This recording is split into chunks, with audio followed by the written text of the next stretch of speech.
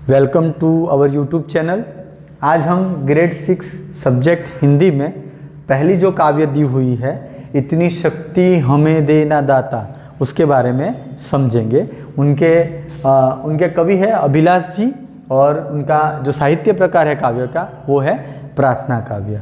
अभी अभिलाष जी ने इस कविता में हमें क्या समझाया है, सबसे पहले उसके बारे में जानकारी लेते हैं। इस कविता को प्रार्थना काव्य बताया गया है और ये कविता में अभिलाष जी ने भगवान से ये प्रार्थना की है, ईश्वर से ये प्रार्थना की है कि हे प्रभु, हमसे कभी भी भूलकर भी कोई भूल ना हो। इसके बारे में उन्होंने सबसे पहले भगवान से प्रार्थना की है। उसके बाद उन्होंने बताया कि हमारा जो जीवन है उदात्त और मंगलमय रहे, मतलब कि हम जो कुछ भी कर रहे हैं जीवन में वो हम अच्छी तरीके से करें और सुखी संपन्न जीवन को व्यतीत करें।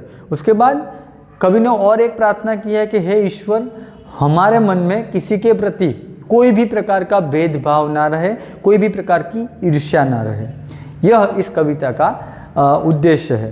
तो आज ये कविता का हम गान करेंगे, उसके बाद उसकी जो डेफिनेशन है, उसकी समझूती जो है उसके बारे में चर्चा करेंगे।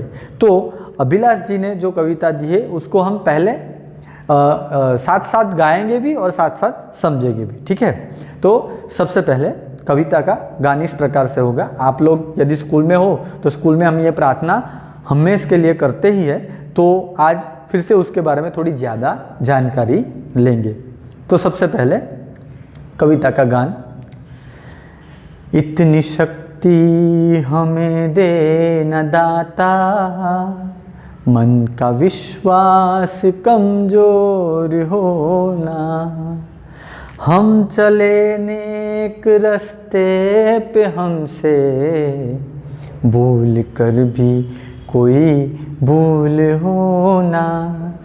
ये पहली पंक्ति है। पहली पंक्ति के अंदर जो समझूती है उसके बारे में चर्चा करेंगे हम। ठीक है। हे ईश्वर, यहाँ पे दाता का मतलब होगा ईश्वर। हे ईश्वर, हमें इतनी शक्ति दीजिए कि हमारा मन है वो कमज़ोर ना हो। कमज़ोर ना होना मतलब कि हमारे मन में आपके प्रति जो विश्वास है वो विश्वास में कभी भी कुछ भी कम ना हो। इसके लिए भगवान को कवि अभिलाष जी ने प्रार्थना की है। तो सबसे पहले बात करेंगे शब्दार्थ के अंदर विश्वास। विश्वास का मतलब होगा भरोसा। तो क्या है प्रभु, आपके ऊपर हमारा भरोसा बना रहे, ऐसी हमें शक्ति दीजिए। पहली पंक्ति में ये बताया गया है। दूसरी लाइन है कि हम चले नेक रास्ते पे।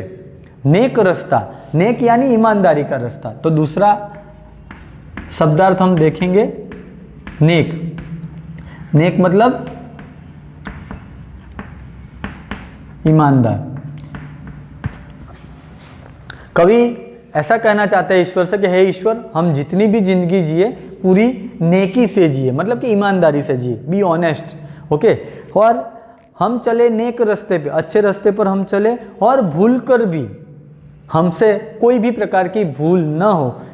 इसकी प्रार्थना अभिलाष जी ने इस काव्य में ईश्वर से की है। आगे बढ़ते हैं दूसरी पंक्ति की ओर कि दूर अज्ञान के हो अंधेरे, तू हमें ज्ञान की रोशनी दे, हम बुराई से बचते रहे, हम जितनी भी दे भली जिंदगी दे, बैर होना किसी का किसी से, भावना मन में बदले की होना, हम चले नेक रास्ते पे हमसे भूल कर भी कोई भूल होना। तो दूसरी पंक्ति के बारे में हम चर्चा करेंगे कि दूर अज्ञान के हो अंधेरे, मतलब कि हमारे मन में जो अज्ञान है, बराबर है, तो जो अज्ञान है उसे आप दूर करें। मतलब कि हमारे मन में जितने भी अज्ञान के अंधेरे हैं वो सारे आप दूर करें और हमें ज्ञान की रोशनी दे। रोशनी माने प्रकाश।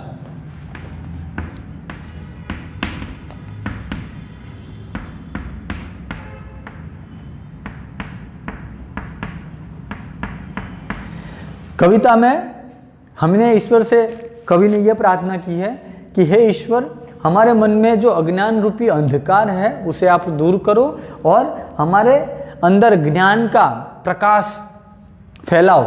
ऐसी प्रार्थना भगवान को की गई है। दूसरी, हर बुराई से बचते रहे, कोई भी प्रकार की बुराई हमारे अंदर ना आए, हम हर बुराई से बचते रहे और जितनी भी दे, मतलब हम जितना भी जिएंगे वो अच्छी और भली जिंदगी जिएंगे। तो ईश्वर से प्रार्थना की कि कोई भी प्रकार की खराब आदत हमारे अंदर ना आए और हम नेकी से, ईमानदारी से और कोई भी प्रकार की जितनी भी आप जिंदगी हमें देने वाले हो वो जिंदगी है अच्छी हो, भली हो। और लास्ट में कहा है कि बैर हो ना किसी का किसी के। अब बैर मतलब दुश्मनावट, किसी भी व्यक्ति के साथ हमारी कोई भी प्रकार की बैर ना हो, दुश्मनावट ना हो, कोई शत्रुता ना हो, इसके बारे में कवि ने ईश्वर से प्रार्थना की है।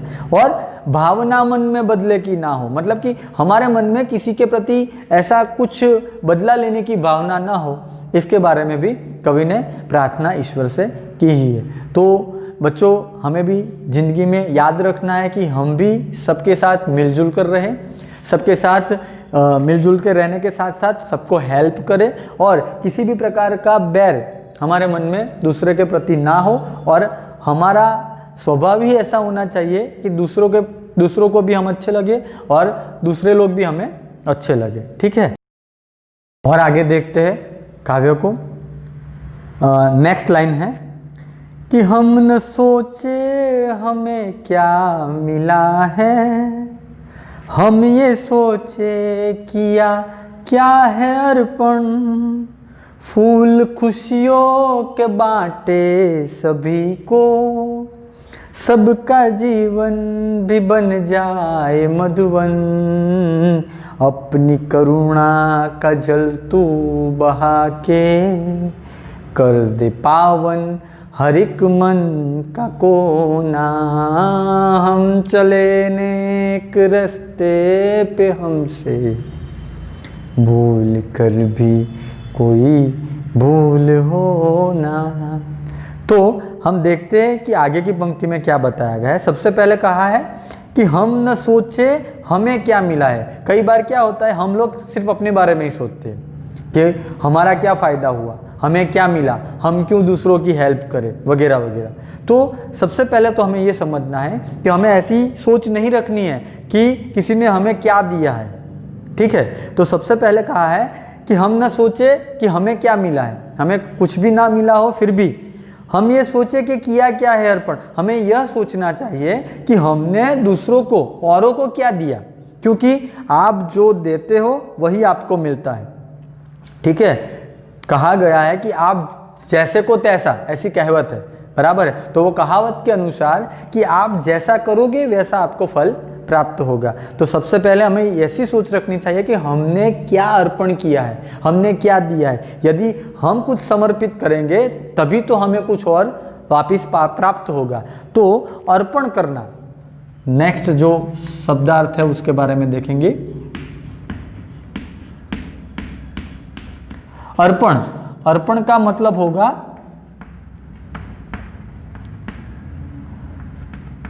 समर्पित करना, बराबर है। नेक्स्ट लाइन देखते हैं कि फूल खुशियों के बांटे सभी को। यदि हम सबके सामने और सबको खुशियाँ बांटेंगे तो सामने वापस में हमें खुशियाँ ही मिलेंगी। तो हमें खुशियों को बांटते रहना चाहिए। यहाँ फूल खुशियों को बांटना मतलब सबको हमें खुश रखना चाहिए। कुछ ऐसा करना चाहिए कि सब आसपास के जो लोग हमारे साथ, हमारे व्यवहार के साथ जो जीते हैं, बराबर है, वो सब हमसे खुश रहे और सबका जीवन भी बन जाए मधुबन। मधुबन मतलब बाग, बगीचा, उपवन, कई सारे अर्थ हो सकते हैं उसके। तो सबसे पहले देखेंगे मधुबन।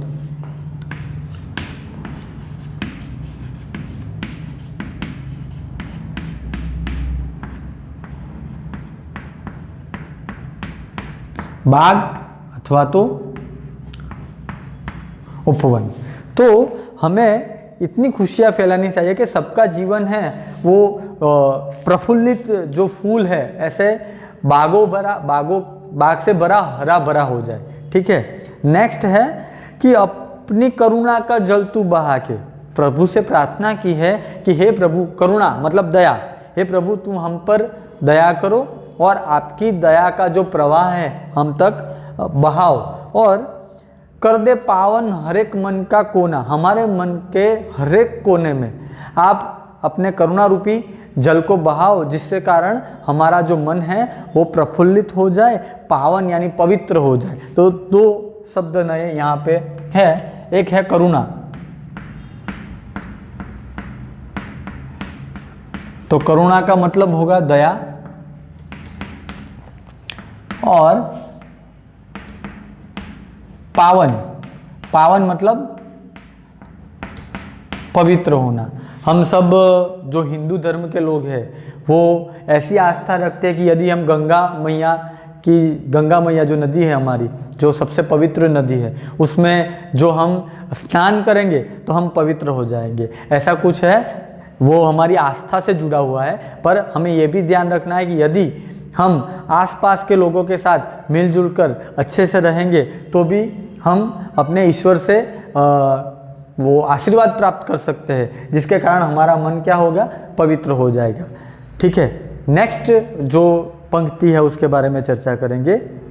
सबसे पहले उसका गान होगा, हम अंधेरे में है रोशनी दे, खून दे खुद को ही दुश्मनी से, हम सजा पाए अपने किए की, मौत भी हो तो सहले खुशी से, कल जो गुजरा है फिर से न गुजरे, आने वाला वो कल ऐसा होना, हम चले नेक रास्ते पे हमसे भूल कर भी कोई भूल हो ना, इतनी शक्ति हमें दे न दाता, मन का विश्वास कमजोर होना।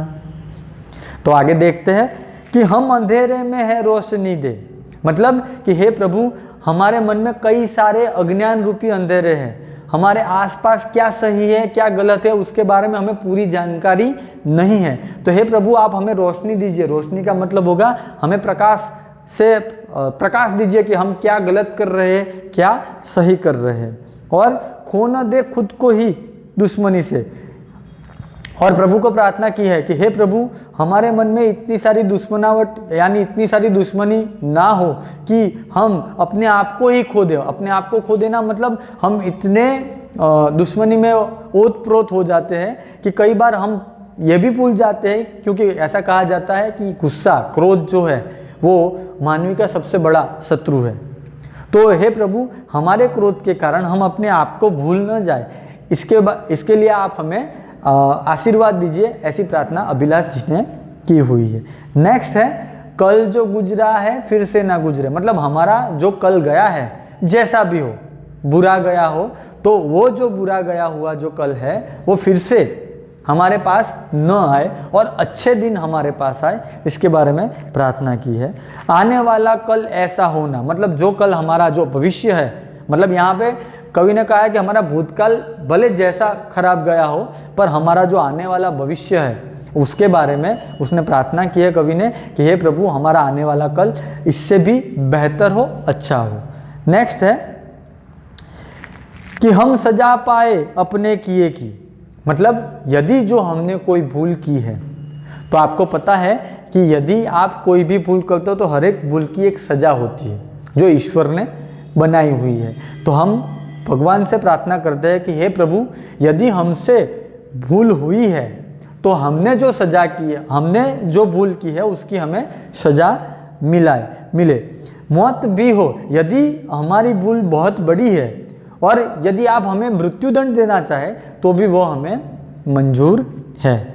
नेक्स्ट लास्ट लाइन हम देखेंगे, लास्ट पंक्ति कि हर तरफ जुल्म है बेबसी है, सहमा सा हर आदमी है, पाप का बोझ बढ़ता ही जाए, जान कैसे ये धरती थमी है, बोझ ममता से तू ये उठा ले, तेरी रचना का ही अंत होना, हम चले नेक रास्ते पे हमसे भूल कर भी कोई भूल होना।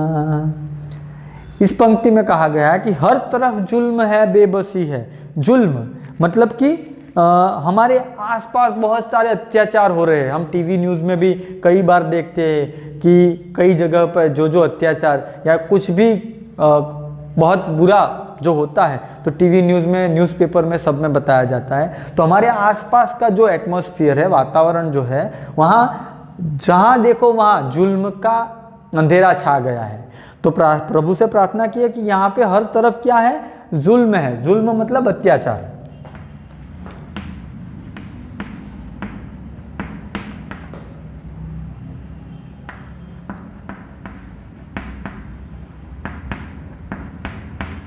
तो हमारे चारों ओर अत्याचार छाया हुआ है। तो प्रभु से प्रार्थना की है कि हे प्रभु, यहाँ पे जितनी भी जो अत्याचार हो रहे हैं उसे रोकने का कोई उपाय हमें दीजिए। दूसरा शब्द है बेबसी। तो बेबसी का मतलब होगा लाचारी। हम प्रभु से प्रार्थना करें कि हम प्रभु लाचार हो गए हैं, हम बेबस है कि हम इतना जुल्म होने के बावजूद भी हम कुछ कर नहीं सकते। नेक्स्ट, सहमा सा हर आदमी है। सहमा सा आदमी मतलब डरा हुआ सा।